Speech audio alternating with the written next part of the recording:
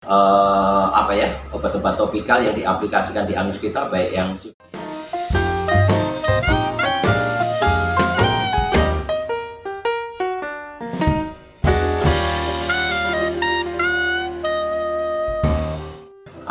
sekarang bagaimana kalau derajat 2 yang benjolan keluar bisa masuk sendiri itu diikat tidak berhasil, katakanlah gitu ya.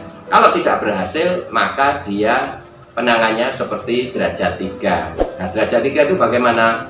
Kalau BAB keluar benjolan dan bisa, dan harus dimasukkan pakai jari, harus dimanipulasi untuk dimasukkan, itu derajat 3. Kalau derajat 2 tadi bisa masuk sendiri, kalau harus dimasukkan pakai jari itu derajat 3.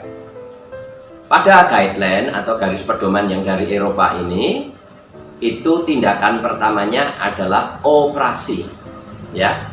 Yang pertama sesudah basic treatment, kalau tidak mengurangi gejalanya atau dianggap gagal penanganannya, maka dilakukan operasi hemoroid atau operasi wasir dengan berbagai macam alatnya dan caranya. Tetapi intinya mengoperasi wasir yang kita kenal tanda kutip operasi yang nyeri itu.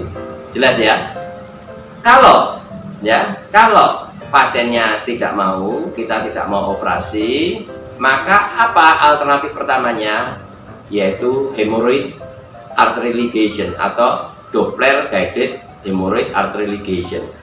Melakukan ligasi atau pengikatan pada cabang terminal arteri hemorrhoid superior atau rectalis superior, kemudian anal kasim yang melorot atau benjolan basir yang melorot itu kemudian dilakukan rectoanal repair, atau kalau dulu namanya application atau dilipat atau mukopeksi, jadi hanya dijahit jilid-jilid begitu kemudian diikat ke atas supaya melorotnya atau prolapsnya bisa tertangani.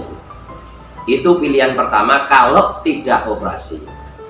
Doppler guided hemorrhoid artery ligation atau kalau kita kenal di Indonesia itu HALRAR, hemorrhoid artery ligation dengan rectoanal repair, ini masih ada angka kekambuhannya ya sekitar 15% ya, rata-rata 15%, dan tetapi ini yang lebih baik, komplikasinya lebih sedikit ya dibandingkan apa alternatif kedua. Jadi kalau basic treatment gagal untuk derajat 3, kemudian beralih ke operasi. Kalau operasi pasiennya tidak mau, maka yang operasi konvensional nggak mau, ya maka HALRAR pilihannya. Sesudah HALRAR baru stapler. Mengapa stapler menjadi alternatif kedua sesudah HALRAR? Kita tahu bahwa yang namanya stapler angka kekambuhannya lebih besar daripada HALRAR ya, dan angka komplikasinya juga lebih besar daripada HALRAR. Oleh sebab itu bahkan pada stapler itu komplikasi yang serius berhubungan dengan cara mengerjakannya ya, cara mengerjakannya. Jadi menyetapler, melakukan pull string atau jahitan melingkar, itu yang krusial. Oleh sebab itu pada guideline ini dikatakan bahwa kalau dokter kolorektal, dokter bedah kolorektal yang baru, berhati-hati untuk melakukan teknik stapler ini karena komplikasi yang serius berhubungan dengan cara mengerjakannya. Artinya kalau ini dokter bedah baru misalnya, baru bisa nyetapler terus nyetapler terus ya, itu harus hati-hati karena berhubungan dengan komplikasi cara mengerjakannya. Jadi harus banyak pengalaman dulu baru memilihkan stapler ini untuk pasien kalau memang diperlukan untuk derajat 3. Kalau tidak tersedia HALRAR dan pasiennya tidak mau operasi konvensional, jelas ya. Jadi tidak boleh itu seorang dokter bedah baru lulus maunya nyetapler terus, tidak, harus lihat guideline ini ya. Nyetapler itu tidak sesederhana yang kita pikirkan, komplikasinya banyak. Bahkan kalau di Eropa dengan long term complication itu hampir 40%. Diamati 12 tahun sesudah di stapler itu ada yang namanya inkontinensia ya, nggak bisa nahan BAB dengan berbagai derajatnya, dan tenesmus, mules terus ya. Ini komplikasi jangka panjang, sehingga mengapa stapler di Eropa dikerjakan dengan sangat berhati-hati. Bahkan untuk dokter yang baru lulus tidak disarankan mengerjakan ini menurut guideline ini. Jelas ya? Nah, kalau yang derajat 3 tadi operasi konvensional, pilihannya kalau tidak operasi konvensional yang pertama adalah HALRAR, yang kedua stapler.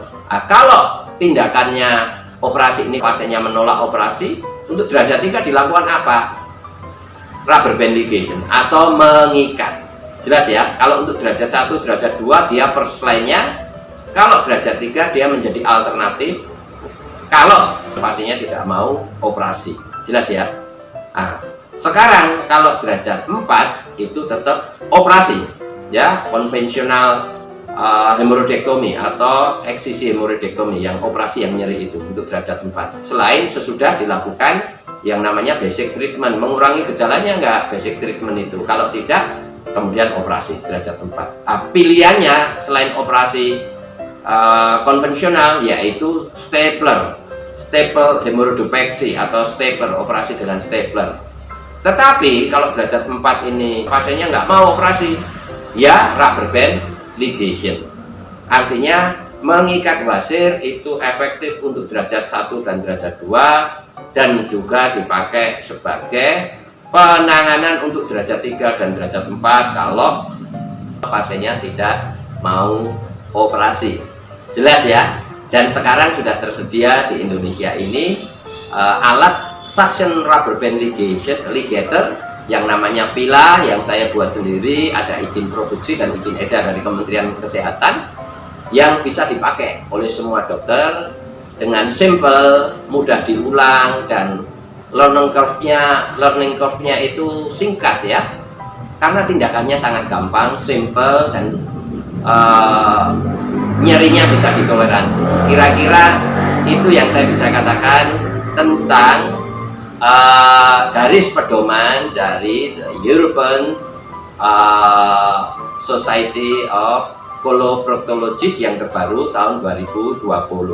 Jadi kesimpulannya, kalau kita bekerja, satu, arahannya kebutuhan pasien, bukan kebutuhan kita. Wah, stapler terus, operasi terus, HALRAR terus, atau diikat terus, gitu nggak boleh ya.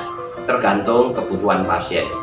Yang kedua, bekerja berdasarkan garis pedoman. Nah, garis pedoman yang terbaik yang kita bisa pakai secara internasional menurut saya adalah yang dari Eropa, dari the European Society of Coloproctologists yang terbaru tahun 2020 yang sudah saya jelaskan tadi.